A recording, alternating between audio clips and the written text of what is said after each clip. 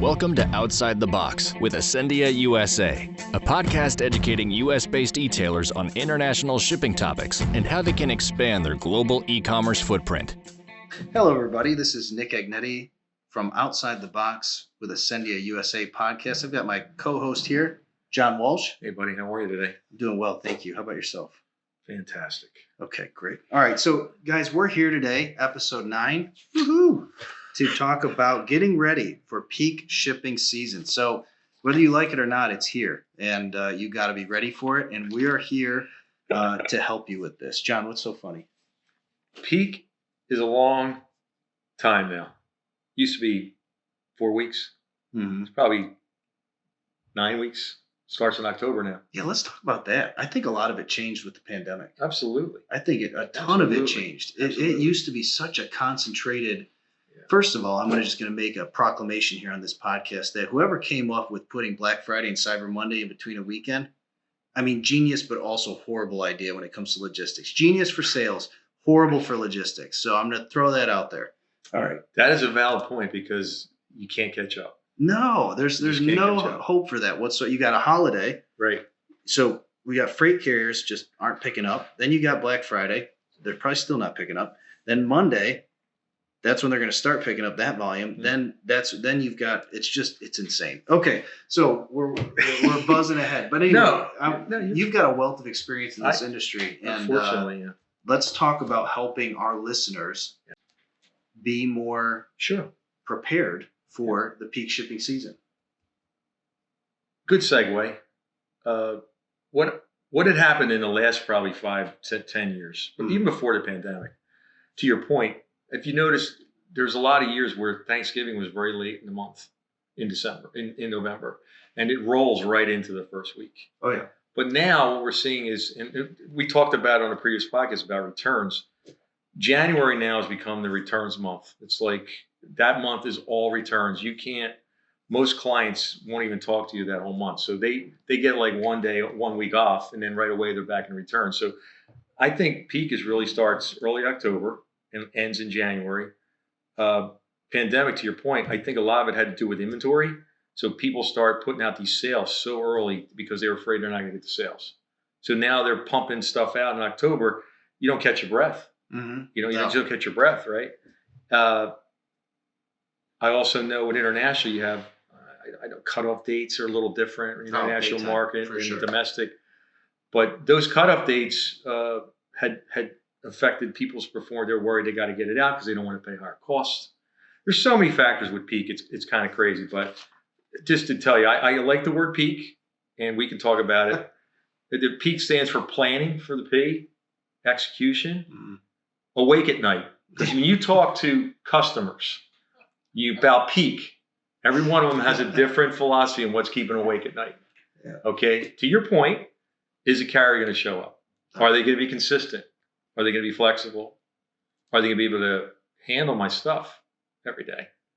Do I have to worry about them? We're a true partner. That one is we got to talk about that. And the last one is key dates and drops, right? So drops, key dates of peak are, to your point, you got, what is it?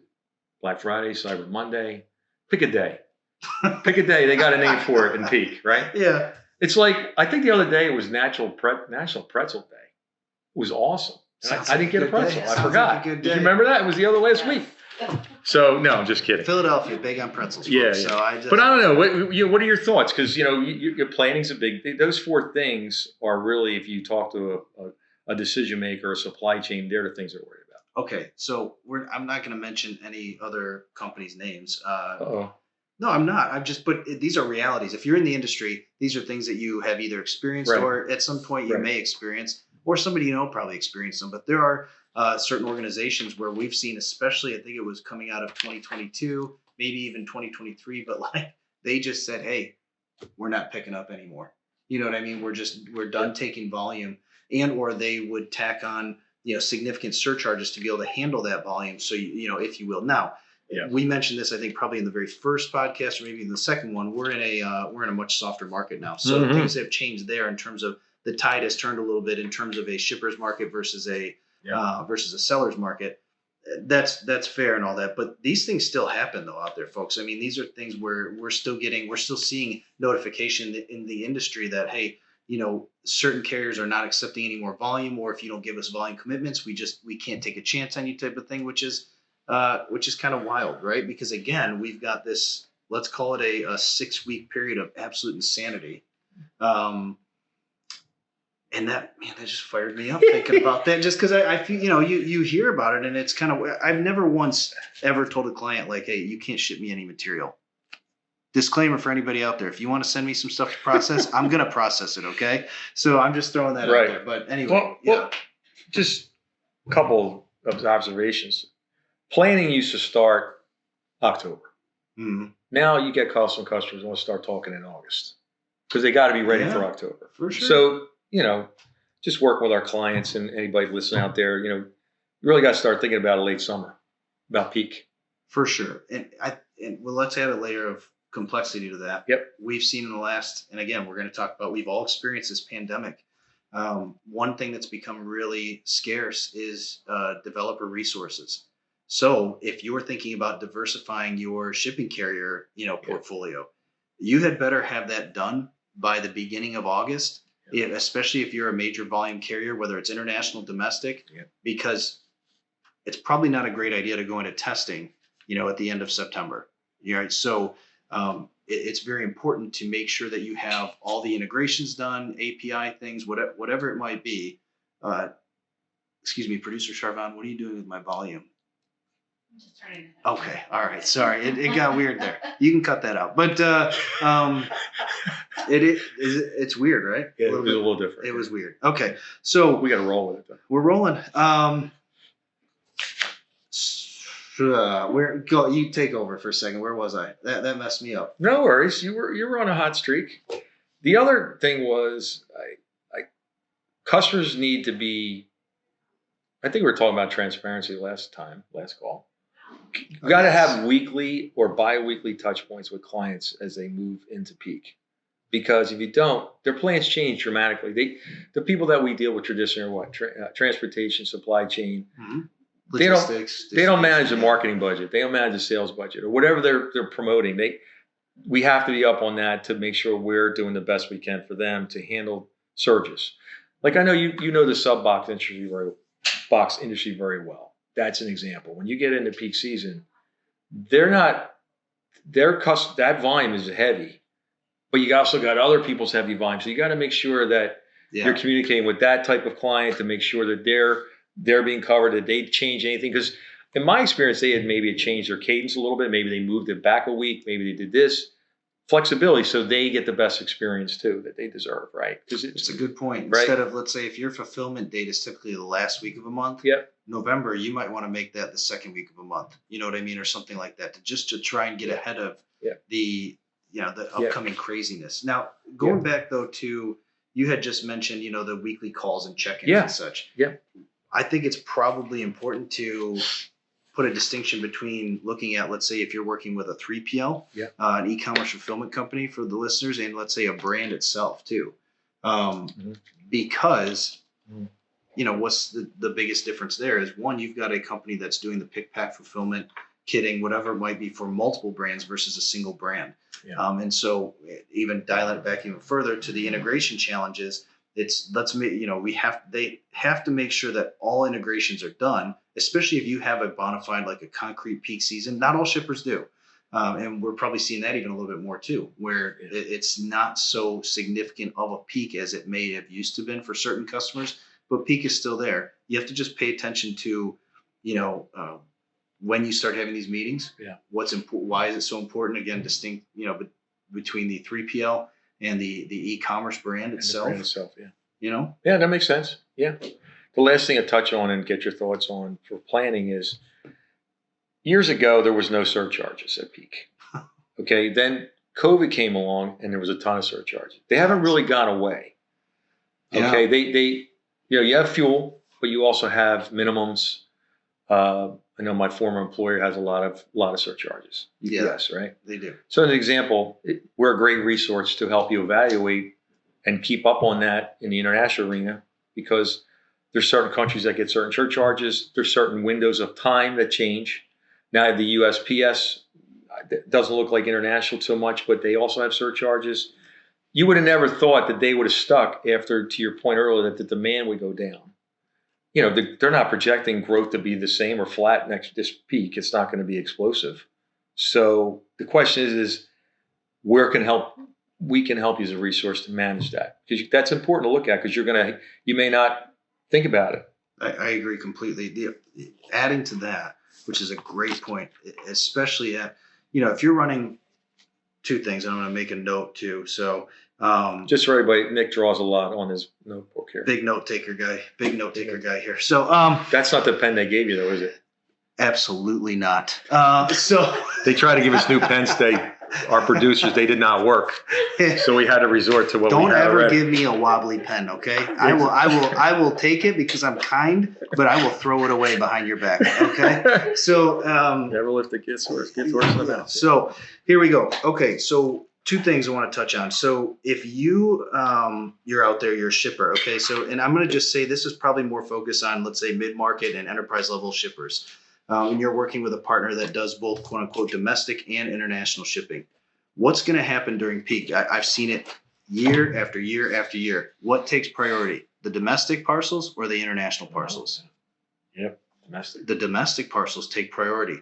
So if you're using a carrier that's combining, you've got it bundled or something like that. Yep. Okay, those domestic parcels are going to get the priority over the international parcels without hesitation. I want you to keep that in mind too, okay? And so in terms of going back to, we talked about diversification, we want to be prepped. Look at alternative carriers. And yes, this is Ascendia's podcast. I'm allowed to say look at Ascendia, but I'm also saying look at alternative carriers to avoid some of these crazy peak surcharges that are out there. They're going to happen again. You've got peak season coming up right around the corner. It's going to be here before you know it. And guess what's going to happen? Once you're hook, line, and sinker, you're going to get those surcharges. It's going to happen. So just a couple pieces with that is, again, if you've got a bundled agreement or something with a carrier that, really their focus is truly domestic, but hey, they're taking the international because it's convenient. Maybe it's not so convenient come November and December when you really want something to be, if you want Aunt Mildred to get her stuff by Christmas, might not happen. Okay. And I know that I can bring some humor to that, but I also can say without hesitation how many times I've heard that story over and over and over again too. And I mean that seriously. The other thing, going back to cutoff dates. So yeah. I know what we do. We provide cutoff dates probably in like the second week of November, maybe third week of November for the holiday cutoff dates. We try and get it as early as possible. And so those cutoff dates for us in terms of our metrics is, here's based on the service, EPAC Plus, EPAC Select DDP. Here's the last day we can process that material to have it delivered by Christmas time, and then outside of that, no guarantee type of thing. So you need some visibility from your partner, your carrier partners, in terms of, hey, there are some expectations in terms of, when is something going to get delivered to meet your expectations, to get there by the holidays, whatever that may look like. That was very good. Couple of things I want to ask you on execution. Yeah. To your point about domestic, volume availability during peak is different than it is the rest of the year, right? So to your point is they're probably running more promos or whatever to certain countries and things like that. As a partner, we can help with that. We don't have capacity issues at Ascendia. That's number one. I'm telling you, send us your stuff, okay? Yeah, please. We're going to process. Please, you have to pay for the podcast.